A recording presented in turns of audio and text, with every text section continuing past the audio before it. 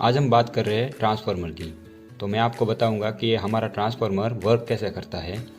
जब हम प्राइमरी को सप्लाई देते हैं तो प्राइमरी से करंट सेकेंडरी में कैसे ट्रांसफ़र होता है वो मैं आपको प्रैक्टिकल और थियरी दोनों समझाऊंगा। चलिए तो अब शुरू करते हैं। ट्रांसफार्मर में प्राइमरी का करंट सेकेंडरी में ट्रांसफ़र करने का काम करती है ये आयरन ब्लेड। जब हम प्राइमरी में करंट देते हैं तो प्राइमरी से पैदा होने वाला मैग्नेटिक फील्ड इस आयरन कोर में घूमता है। एक साइड ऐसे और दूसरी साइड ऐसे घूमता है और इसी कारण से प्राइमरी का करंट सेकेंडरी में ट्रांसफ़र हो जाता है। अगर ये आयरन ब्लेड नहीं होगी तो एक कॉइल से दूसरी कॉइल में करंट ट्रांसफ़र नहीं होगा। ट्रांसफार्मर जो होता है वो काम करता है एसी करंट यानी कि अल्टरनेटेड करंट से, क्योंकि प्राइमरी का करंट इस आयरन ब्लेड की मदद से हमें सेकेंडरी में ट्रांसफ़र करने के लिए एक फ्रीक्वेंसी की ज़रूरत पड़ती है जो सिर्फ एसी करंट में होता है।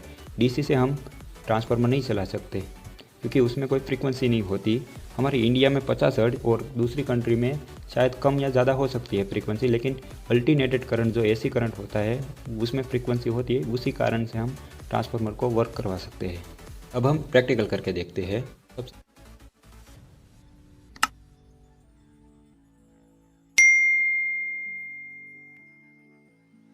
सबसे पहले हम इस आयरन ब्लेड को लेते हैं। वो मैंने बहुत ज़्यादा ली है क्योंकि वो जितनी ज़्यादा होगी उतना ही ज़्यादा करंट ट्रांसफ़र होगा।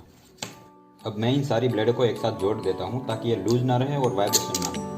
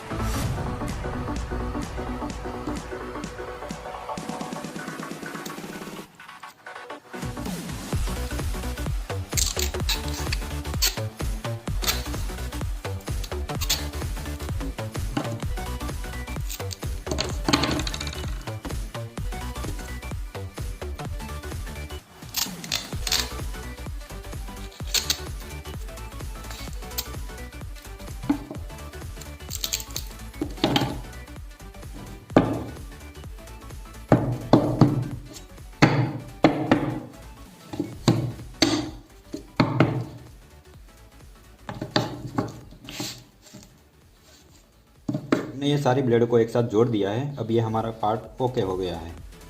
हमने ये कॉपर वायर लिया है, इससे हम प्राइमरी और सेकेंडरी कॉइल बनाएंगे। ये 32 गेज का है। इसकी मदद से हम कॉइल का राउंड लगा देंगे। हम सबसे पहले 25 टर्न्स देंगे प्राइमरी कॉइल में।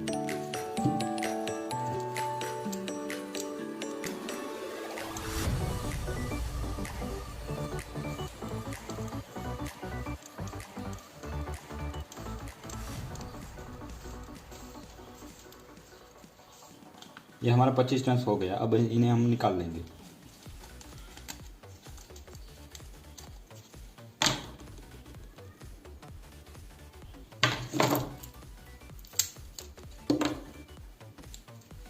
ये हमारी प्राइमरी कॉइल तैयार हो गई। अब ऐसे ही हम सेकेंडरी बनाएंगे।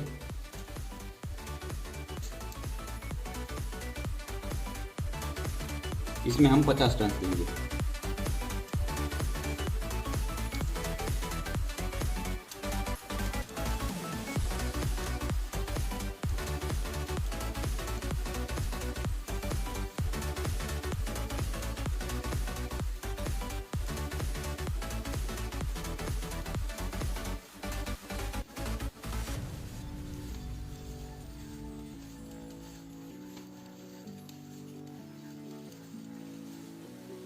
ये हमारे 50 टर्न्स हो गए। हम इसे सेकेंडरी में ज़्यादा या कम कर सकते हैं, लेकिन उससे हमारे वोल्टेज कम या ज़्यादा होंगे। जितना हमें ज़्यादा वोल्ट चाहिए उतने हमें ज़्यादा टर्न्स लगाने होंगे। हम प्राइमरी में 25 वोल्ट इनपुट कर रहे हैं, इसलिए हमने उसमें 25 टर्न्स लगाए हैं।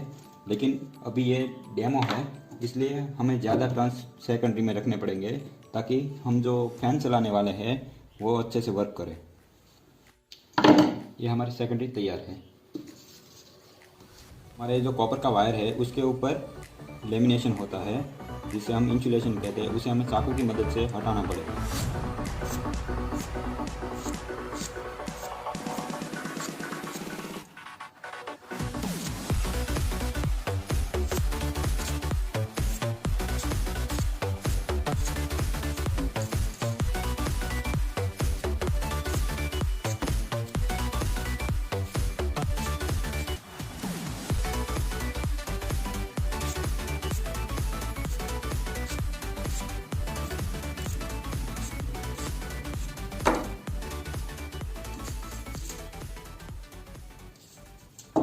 अब हम इन दोनों कॉइल को बिठा देंगे। ये हमारी प्राइमरी है। सबसे पहले हम इसे बिठाएंगे, ऐसे राउंड करके थोड़ा बिठा देंगे।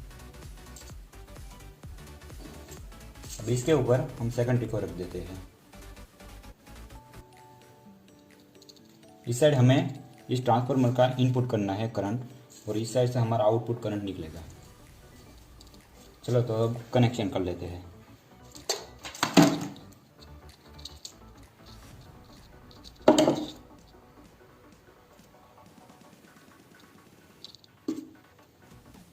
हमारे इस ट्रांसफार्मर से निकलने वाले करंट को हम इस फैन की मदद से टेस्ट करेंगे। लेकिन ये फैन डीसी है और ट्रांसफार्मर से निकलने वाला करंट एसी होगा, तो हमें उस एसी करंट को डीसी में कन्वर्ट करना पड़ेगा। इसके लिए हमें इस रेक्टिफायर की ज़रूरत है, जो मैंने ऑलरेडी पहले से ही लगा रखा है। अब मैं इसके कनेक्शन करके दिखा रहा हूँ कि फ़ैन वर्क कर रहा है या नहीं।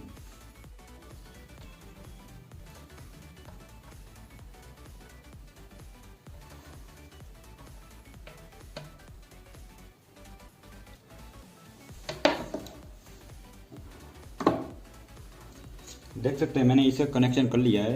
ये कॉइल अलग ही है। अब मैं इसे इसके ऊपर रख देता हूँ।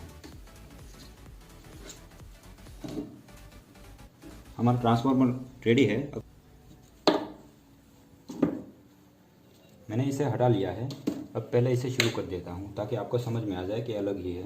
मैंने इसके ऊपर रख दिया, फैन नहीं शुरू हो रहा, इसकी वजह से शुरू हो गया।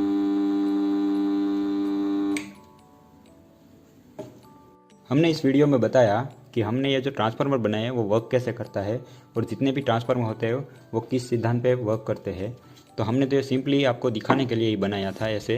लेकिन जो रेडीमेड ट्रांसफार्मर होते हैं वो कुछ इस प्रकार से होते हैं, जिसमें ये बॉबिन होती है जिसके अंदर वाइंडिंग की जाती है।